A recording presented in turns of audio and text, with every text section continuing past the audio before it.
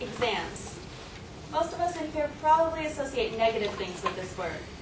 Exams mean you can't hang out with your friends, and they mean you can't watch your favorite TV shows, and you can't play that new game you've been dying to get.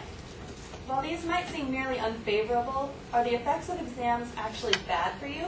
Tonight I'm going to prove that the use of exams is more harmful than it is beneficial to students. I'm going to do this by proving the following points. Number 1, exams do not adequately prepare students for the real world.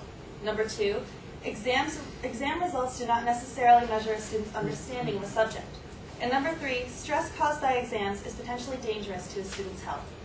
I'm going to be defining exams as a set of questions on a specific topic presented within a specific time limit designed to determine knowledge or skill. Now think about how many times you've been taking a test and you've thought, am I ever going to actually use this outside of this room? Well, turns out you might actually not. This brings me to my first point. Exams do not adequately prepare students for the real world. Keith Bartley, Chief Executive of the GTC, General Teaching Council, says the range of knowledge and skills that tests assess is very narrow, and to prepare young people for the world, they need a set of skills that are far broader. Exams, as they stood, he said, are missing the point. In addition, a National Academies of Science committee was asked to review America's test-based accountability systems.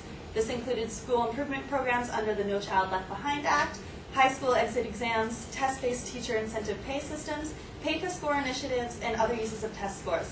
After a decade of reviewing evidence, the conclusion was this: there are little to no positive effects of these systems overall on a student's learning and educational progress. And there is widespread teaching to the test and gaming of the system that reflects a wasteful use of resources for both the schools and the students and leads to inaccurate or inflated measures of performance. The topic of teaching to the test leads me to my second point. Exam results do not necessarily measure a student's understanding. If someone does well on a test, it doesn't necessarily mean that they don't understand the information. And inversely, if someone does poorly on a test, it doesn't necessarily mean that they don't understand the information. Two of England's main teaching unions, the National Union of Teachers and the National Association of Head Teachers, claim that SAT exams, which are taken in the final year of primary education, skew the curriculum and force the schools to teach to the test. This means that teachers are teaching how to get good scores, not necessarily how to understand the information or what the information actually means. In addition, a study of math results on the 1992 National Assessment of Educational Progress found that the combination of 4 variables, number 1, the number of parents living in a home, number 2, parents' educational background, number 3, types of community, and number 4, poverty rate, accounted for a whopping 89% of the differences in state scores. This proves that these exams don't adequately measure a student's knowledge, but rather their living situations and their family and personal lives. Finally, my third point is stress caused by exams is potentially dangerous to students' health. The most common example of this would be substance abuse.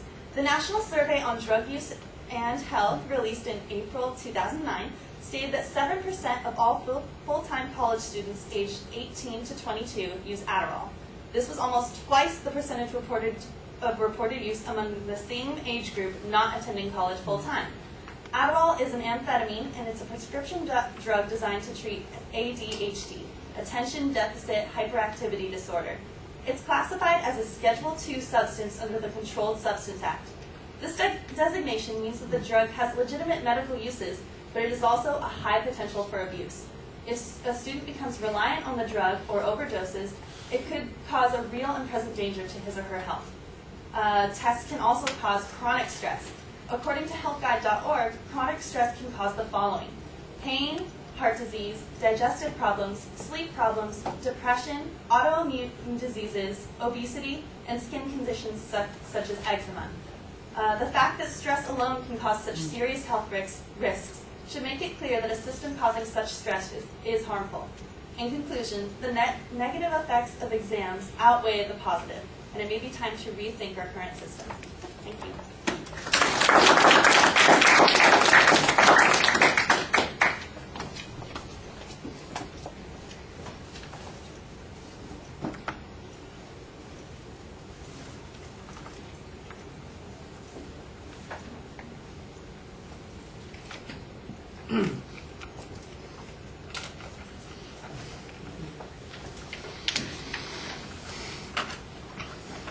Well, I like the intro. You have a very clear statement of what your proposition is. There's a very clear preview of what the supporting structure is going to be. Your internal signposting is clear, so nobody's going to get lost while we're listening to the argument.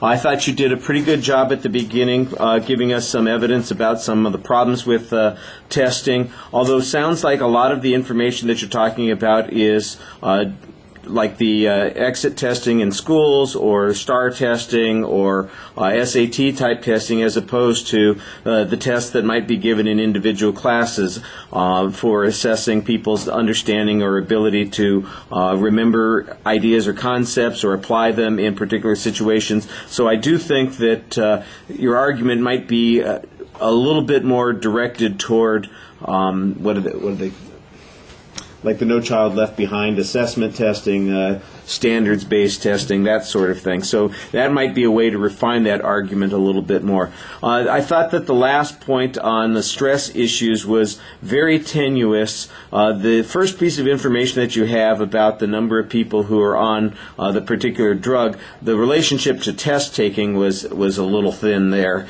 And later on you talk about chronic stress, but there's a presupposition that people who are testing have chronic stress. I'm not sure that you showed that relationship really does exist. On the things about the problems with testing in general, I thought you had some pretty good information.